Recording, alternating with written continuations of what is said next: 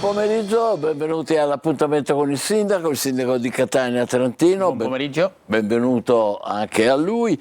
Allora, per le vostre domande il numero di WhatsApp è 342 74 55 005. Preparatevi. Intanto facciamo alcune domande al sindaco. Sappiamo che si è conclusa da poco un'importante riunione di giunta. Ci sono novità importanti per noi? No, diciamo che ci sono alcune delibere di natura tecnica che magari possono non interessare tanto i nostri concittadini. Quelle che più probabilmente hanno rilievo riguardano la destinazione di 200.000 euro alla rifunzionalizzazione e riqualificazione del Parco Falcone, che sappiamo è in una condizione che merita assolutamente un miglioramento, e sono somme che ci derivano dalla Regione. Se sono le stesse, credo, grazie all'iniziativa dell'onorevole Adorno, e quindi è anche giusto riconoscere a Cesare quel che è di Cesare. Poi ci sono due delibere di indirizzo destinate all'individuazione del miglior strumento urbanistico da parte della direzione urbanistica per la destinazione delle aree che ci sono a Nesima. Tanto per capirci, andando verso la rotatoria, sulla destra dove c'è il rifornimento di benzina ci sono le lave, e là potrebbero essere realizzate la nuova caserma dei Carabinieri e la nuova caserma dei Vigili del Fuoco. Quindi però ancora il percorso ovviamente deve trovare prima una premessa di natura amministrativa attraverso un piano che sarà stabilito dalla urbanistica e poi passerà in consiglio comunale.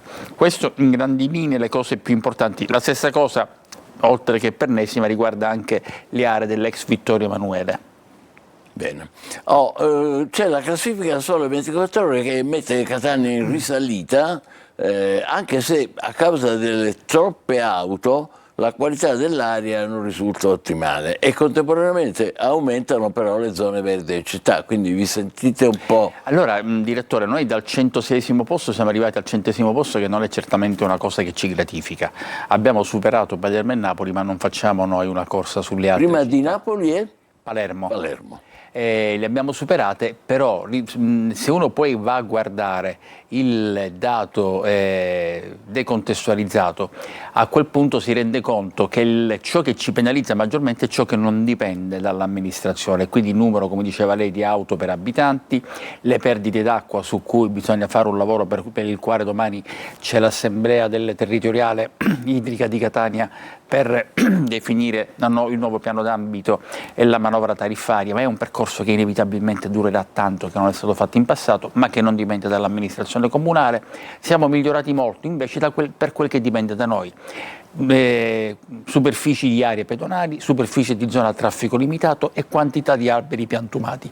Quindi questo certamente è un dato che ci incoraggia e che ci conforta. Dobbiamo lavorare di più sul tema della mobilità, perché molto spesso i catanesi, e comprensibilmente, si lamentano, sono pochi parcheggi per le auto, ma nello stesso tempo ci sono anche troppe auto. Vero. Quindi io ogni tanto rilancio il messaggio: dobbiamo individuare delle soluzioni alternative. Una, la metropolitana, stiamo aumentando le corse degli autobus appena arriveranno gli autisti, stiamo immaginando di fare un bando, come dicevo l'altra volta, per biciclette elettriche, e vediamo forse anche per scooter elettrici.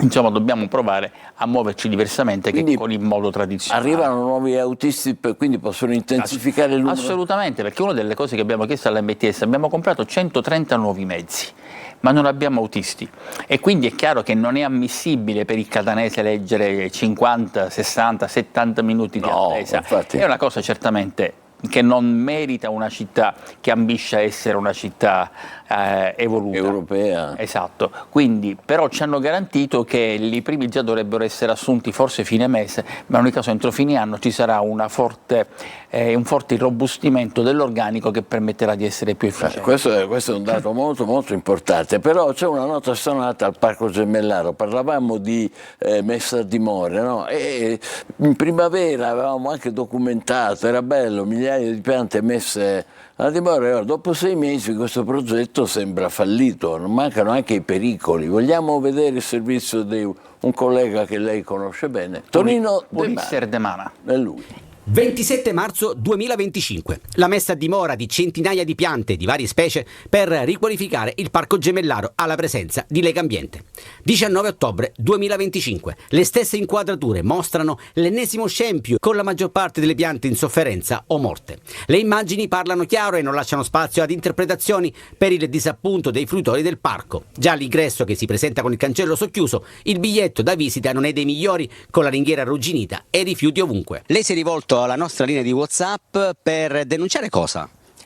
Il degrado e l'incuria in cui il nostro bellissimo parco, una delle poche isole verdi della città, è rimasto abbandonato, ha lasciato tutto a se stesso, in balia del clima, del tempo e delle persone che non hanno rispetto per il verde. Vegetazione incolta che prende il sopravvento sui fragili arbusti. Molte, perché non c'è una cura, non c'è niente, c'è l'erbaccia che sta crescendo che non si vede niente. E hanno messo tutte queste piante. A che scopo non si sa. E il pericolo arriva dall'alto, con questa parete lavica già collassata e con l'area in questione mai messa in sicurezza. Ci siamo dovuti rimboccare le maniche e spostare i massi che avevano invaso la passeggiata, la corsa. In realtà non era di competenza vostra. Ci mancherebbe altro, noi l'abbiamo segnalato quel mattino, ma nessuno è venuto, nessuno è mai venuto, nessuno ha fatto un sopralluogo, anche perché, come potete vedere, è ancora a rischio crollo. Mancano i presidi e latitano i controlli, così decine di cani senza guinzaglio si divertono al Parco Gemellaro con l'area giochi desolatamente vuota. Genitori responsabili hanno scelto altre destinazioni per far svagare i propri figli. Sindaco. Per prima cosa comunque posso rassicurare, le piante non sono affatto morte, perché ieri ne avevamo parlato con l'assessore Pesce, perché mi avevano segnalato problemi sul Parco Gemellaro, mi hanno detto che hanno fatto una ricognizione, le piante sono tutte quante non dico in buona salute, ma non c'è pericolo di agonia, diciamo, sono salve, esatto. Certamente la condizione l'abbiamo potuta vedere tutti quanti. Io ricordo che noi siamo di fronte a un momento topico, un momento molto importante per molti servizi. Ieri ne abbiamo parlato in Consiglio Comunale, perché abbiamo deciso di destinare le prime somme in bilancio proprio all'aumento di capitale di molti servizi per rivitalizzare la società, ma nello stesso tempo per dotarla di uomini e mezzi che in questo momento non consentono di essere efficienti nella cura del verde. Quindi questo è un qualcosa ma che purtroppo, lo dico subito, non riguarda solo Parco Gemellaro, è una condizione estesa. Però l'unica cosa che mi permetto di dire, De Mana ha detto a questo nostro concittadino: non è competenza vostra. In effetti non sarebbe competenza loro, però molte volte in altri parchi sono le associazioni che intervengono, si sbracciano, perché capiscono che il comune è in una condizione di sofferenza. Però tante volte lo fanno, appunto, tant'è vero che questo concittadino l'ha fatto. Infatti non dobbiamo dire che non è competenza, se no dissuadiamo da quell'aiuto, da quella collaborazione che non deve costituire un obbligo, ma che nel momento in cui viene esercitata ci consente di dire grazie per il fatto di essere intervenuti, ma che nello stesso tempo non dobbiamo dissuadere dicendo non è competenza vostra. Una parola ancora su multiservizi, viene rimpolpata, quindi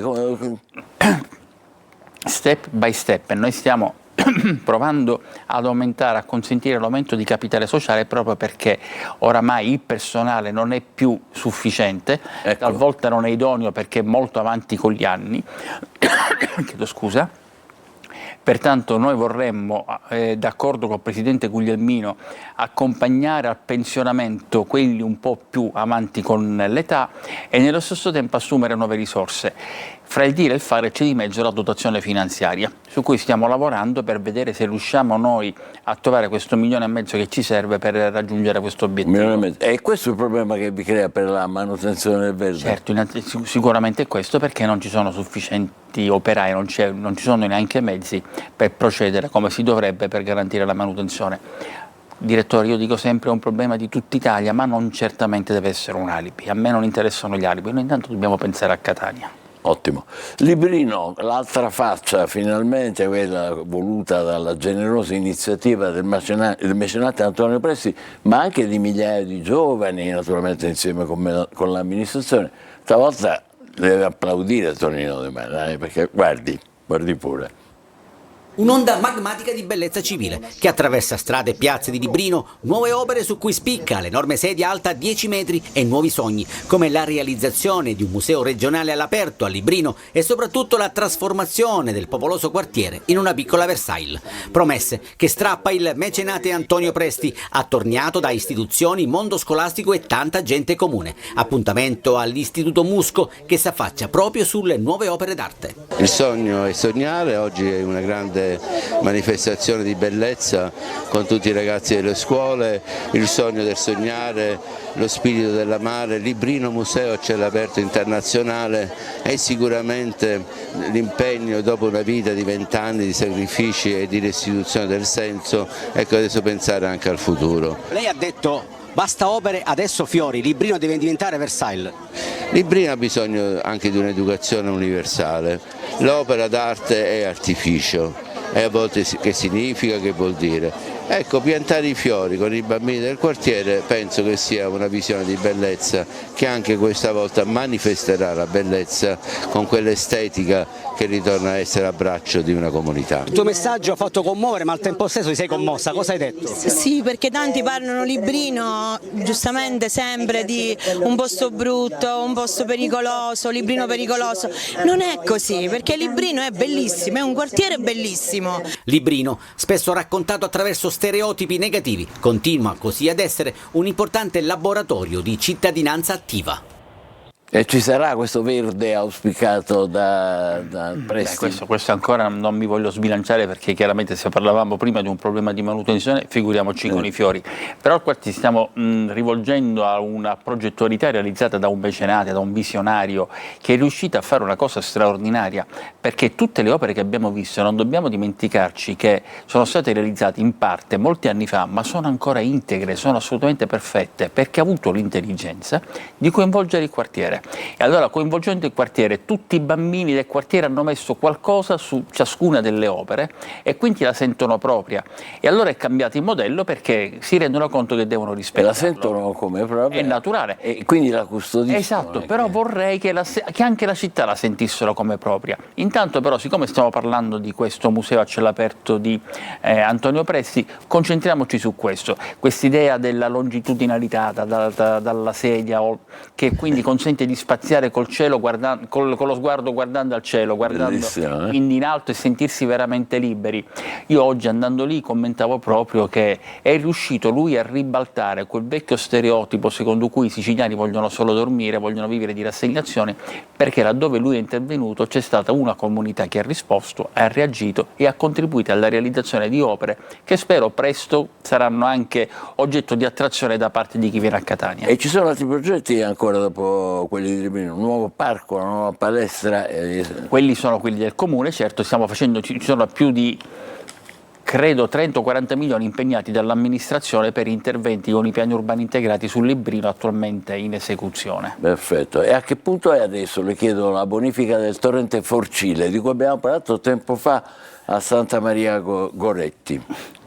Volendo, mi limito a riportare quello che mi ha scritto l'assessore Petadia l'altro giorno. Adesso possono anche berci dentro, proprio perché l'hanno pulito. Addirittura? Sì, hanno fatto un lavoro straordinario grazie appunto all'assessore Petraglia e l'hanno pulito in modo veramente irreprensibile, quindi per adesso è perfetto. Perfetto, benissimo. Allora, adesso tocca a voi. Facciamo una breve pausa. Avete visto il numero dei WhatsApp, vi raccomando per favore brevi, non solo perché sennò poi perdiamo tempo a leggere, ma che non ci stanno nemmeno. E poi la mail, io ce l'ho qua, sì, Sicilia24Focus, tutto attaccato, poi chiocciola, poi attaccato telecolor.it, eccola qui, la vedete. Adesso breve pausa, poi il sindaco di Catania Trantino risponderà a voi in diretta. A più tardi. Bentornati all'appuntamento con il sindaco di Catania Enrico Trantino, pronto per rispondere alle vostre domande su WhatsApp. L'unica cosa, direttore, perché Prego. vedendo i messaggi ho visto che il comandante Peruga, il nostro comandante della polizia locale, mi ha informato che da domani saranno operativi i 100 nuovi vigili e quindi abbiamo immaginato una distribuzione in alcune strade cittadine per cui si vedranno a piedi, insomma un po' torniamo ai vecchi tempi. E credo che sia una bella cosa. Perché noi avevamo documentato documentato quando avete fatto la manifestazione. Sì, però da domani sono sì, perché finora hanno avuto la formazione, da domani sono operativi su strada. Bene, questa è una buona notizia davvero per tutti. Adesso tocca a voi, amici in ascolto, vediamo se sono pronti i WhatsApp. Signor Sindaco, volevo segnalare un peggioramento su Via Ala. Il muro della caserma sta crollando. Grazie Giovanna.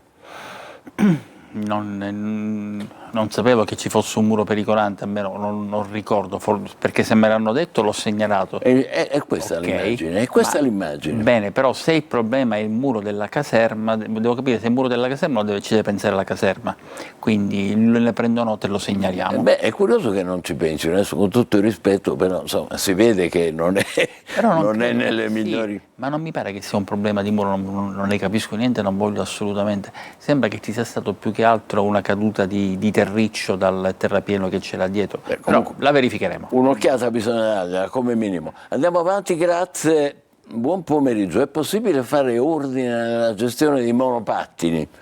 Questo è un problema in tutte le città, sono lasciati ovunque, costruendo scivoli per disabili, su marciapiedi, davanti ai portoni. Grazie Pino Ranno. Ma io a volte vorrei sapere che cosa passi in testa ad alcuni ragazzi che pur avendo delle aree di sosta abbastanza ampie senza che diano fastidio, sembra che ci godano a metterlo trasversalmente su un marciapiede per ostruire il passaggio pedonale.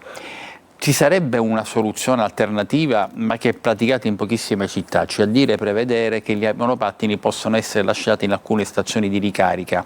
No, ma qui c'è Piazza Assesicolo, mi pare, lì c'è di solito... Sì, ma vengono portati là però dagli operatori delle aziende. Invece se il fatto è che non è possibile, o meglio sarebbe possibile, ma nel momento in cui le stazioni di ricarica ovviamente sono limitate sul territorio, rischiamo di non agevolare, di non alimentare l'uso del monopattino, che è pur sempre un mezzo di mobilità sostenibile.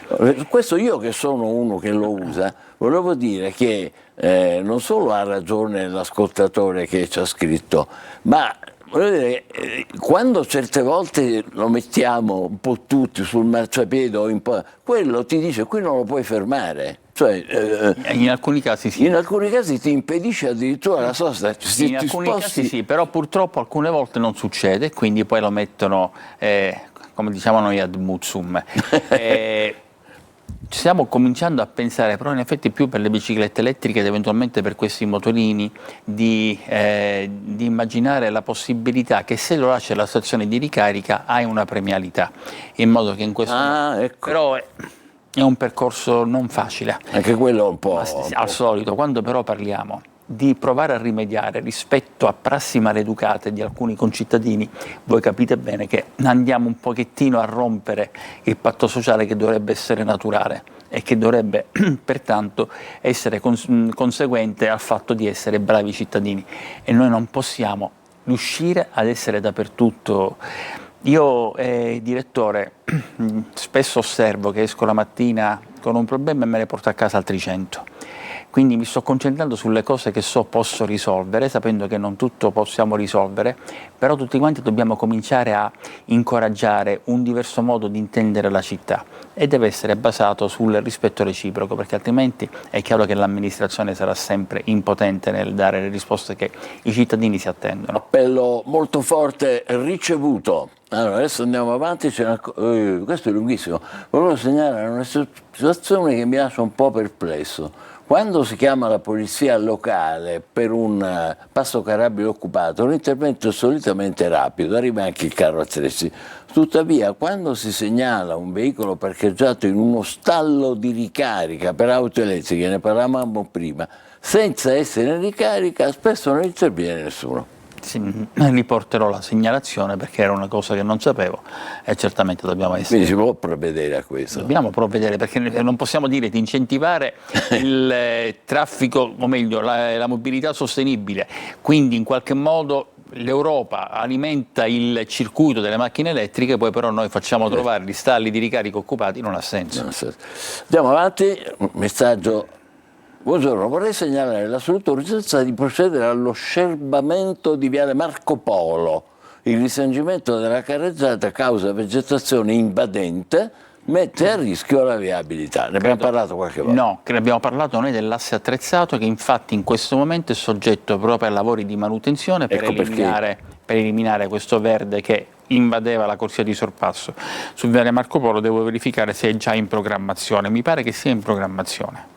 Buona notizia, verificheremo e poi andremo avanti. Intanto, signor Sindaco, i residenti di via Pirandello si rivolgono a lei per poter effettuare la potatura degli enormi alberi da anni non effettuata, via Pirandello.